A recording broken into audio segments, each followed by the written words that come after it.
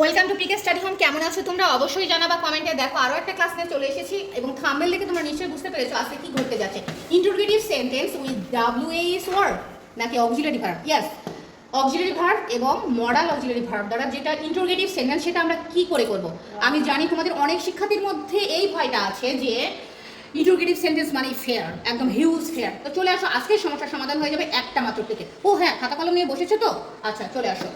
দেখো শিক্ষার্থী এখানে কি করেছে, আমি এখানে 4টা এক্সাম্পল লিখেছি এবং 4টা এক্সাম্পল আমি এখানে দাঁড় করাবো। দেখো জু দ্বারা শুরু করেছি, ডিড দ্বারা শুরু করেছি, কুড দ্বারা শুরু করেছি এবং হ্যাভ দ্বারা শুরু করেছি। তোমরা জানো যে এই 4টা এক্সাম্পল এক একটা টেন্সের কিন্তু প্রতিনিধিত্ব করছে।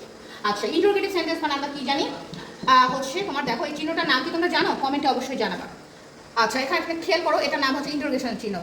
একটা নোট আমি দিয়ে দিই স্পেশাল অফারে, যেটা বলে দিচ্ছি সেটা হচ্ছে যে ইন্টারোগেটিভ সেন্টেন্স আমি যখন ভয়েসটা করবো তখন কিন্তু এই চিহ্নটা থাকবে। আর এই চিহ্নটা রাখতে গেলে তোমাকে কিন্তু প্রথমেই অক্সিলারি ভার্ব রাখতে হবে। তাহলে ডু থাকলে আমরা কি জানি, এখানে আমরা কি করব, কি নিয়ে আসবো বলো? আর নিয়ে আসবো। আচ্ছা এখানে কি এস আছে, তাহলে কি হবে? আর দ্য, খেয়াল করো, আর দ্য বুকস। এটার ভিতরে কি হবে? সেম। সূত্রের কি আসবে? বাই। সূত্রে কি আসবে? বাই। টু থাকলে ইউ হবে। আচ্ছা এখানে একটু বলে দিই শিক্ষার্থী যে আর্টটা আমরা কোথায় থেকে নিলাম। আচ্ছা এখানে একটু দেখো, নোট দেখো, যদি প্রেজেন্ট ইনডিফিনাইট টেন্স হয়, তাহলে যদি তুমি কনফার্ম হয়ে যাও যে স্টেটমেন্টে প্রেজেন্ট ইনডিফিনাইট টেন্স আছে, প্রেজেন্ট ইনডিফিনাইট টেন্স কনফার্ম হয়ে গেলেই তোমরা কি করবা, যে এখানে চলে আসবে এম ইজ আর। কি আসবে? এম ইজ আর। আর কি হলো? প্রেজেন্ট ইনডিফিনাইট টেন্স কনফার্ম হলে আমাদের কি আসবে? এম ইজ আর। আচ্ছা এম ইজ আর আসার পরে খেয়াল করে দেখো, এখানে আমার অবজেক্টটাকে আমরা প্রেজেন্ট ইনডিফিনাইট টেন্স তুমি যখন কনফার্ম হয়ে যাবে প্রিয় শিক্ষার্থী, তখন আমাকে কিন্তু এখানে অক্সিলারি ভার্বটা নিয়ে আসতে হবে। এম ইজ আরের মধ্যে চলে আসলো অ্যাকর্ডিং টু দ্য সাবজেক্ট। এখানে দেখো কি আসলো? আর, কারণ এখানে এস আছে। সাপোজ এখানে যদি শুধু বুক থাকতো তাহলে কিন্তু এখানে কি আসতো বলো তো? ইজ আসতো, তাই না? আচ্ছা তাহলে দেখো is the book read by you. আশা করছি তোমরা এটা বুঝতে পেরেছো। না বুঝতে পারলে কমেন্টে অবশ্যই জানাবে, পরবর্তীতে আবার ক্লাস নিয়ে আসবো। আচ্ছা ডিড আছে, ডিড থাকলে কি আসবে বলো তো? এখানে কি আসবে? ওয়াজ ওয়ার আসবে। কি আসবে? Was were. আচ্ছা তাহলে হিম থেকে কি বেরোবে বলো? তোমরা নিজেরাই বলো। হিম থেকে বেরোবে হচ্ছে হি। তাহলে কি হবে দেখো? ওয়াজ হি। এটার ভিতরে কি আসবে? কল্ড। Called by. এখানে সি থাকলে কি হবে? হ্যাড। আর ওই হ্যাঁ প্রশ্নবোধক চিহ্ন কি দিব? অবশ্যই দিতে হবে, কারণ তুমি কিন্তু অক্সিলারি ভার্ব সামনে রেখেছো প্রিয় শিক্ষার্থী। অক্সিলারি ভার্বস এবং WAS ওয়ার্ড যদি সামনে থাকে তোমাকে কিন্তু এই চিহ্ন ব্যবহার করতেই হবে, তাছাড়া কিন্তু এই যে গোল্লা খাবে, গোল্লা গোল্লা। আচ্ছা পরে চলে আসো। Good, good he plan trees. আচ্ছা মডেল অক্সিলারি ভার্ব থাকলে আমরা জেনেছি, কি জেনেছি দেখো? গুড, গুড ট্রিজটা নিয়ে নাও, TREES, ট্রিজ বি। আচ্ছা সূত্রের কি আসবে? প্ল্যান্টেড। কি আসবে? প্ল্যান্টেড। ভিতরে আসবে প্ল্যান্টেড। আর সূত্রের কি বলবে? By.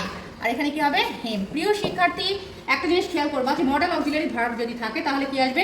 Could be, shall be, will be, must be, have to be. ঠিক আছে, পরে চলে আসো। আমরা 4 নম্বরে দেখবো হচ্ছে পারফেক্ট টেন্স। পারফেক্ট টেন্সে আমরা কি করছি একটু দেখি। পারফেক্ট টেন্সে তো আমরা জানি যে হ্যাভ এবং হ্যাজের মধ্যে একটা অপশন আছে। আচ্ছা এখানে চলে আসো। তাহলে এখানে ইট আছে প্রিয় শিক্ষার্থী, ইটের সাথে কি সুইটেবল? হ্যাজ। হ্যাভ থাকা সত্ত্বেও কিন্তু আমাকে হ্যাজ দিতে হচ্ছে। ঠিক যেরকম এখানে অ্যামিজার, ওয়াজ ওয়ারে তোমরা কি করো বলো তো? কি করো বলো? কেউ কি বলতে পারবা? আচ্ছা এখানে আমরা কি করি, যে অ্যাকর্ডিং টু দ্য সাবজেক্ট কিন্তু কখনো অ্যাম আসছে, কখনো ইজ, কখনো আর, কখনো ওয়াজ, কখনো আর। ঠিক সেই রকম হ্যাভ হ্যাজ। খেয়াল করো, তাহলে ইটের সাথে সুইটেবল হচ্ছে হ্যাজ। Has it. আচ্ছা তারপরে হ্যাজ ইট। আচ্ছা হ্যাজ ইটের পরে কি আমি নট দিব? অবশ্যই। Has it not been. তারপরে কি আসবে বলো? লার্ন। এখানে তো ভিত্রি দেওয়াই আছে। এর আগের ক্লাসে আমি বলেছিলাম যে যদি পারফেক্ট টেন্স থাকে তোমরা এখানে বোনাস পেয়ে যাবে। এখানে ভিত্রি যেটা দেওয়া থাকবে সেটাই হবে।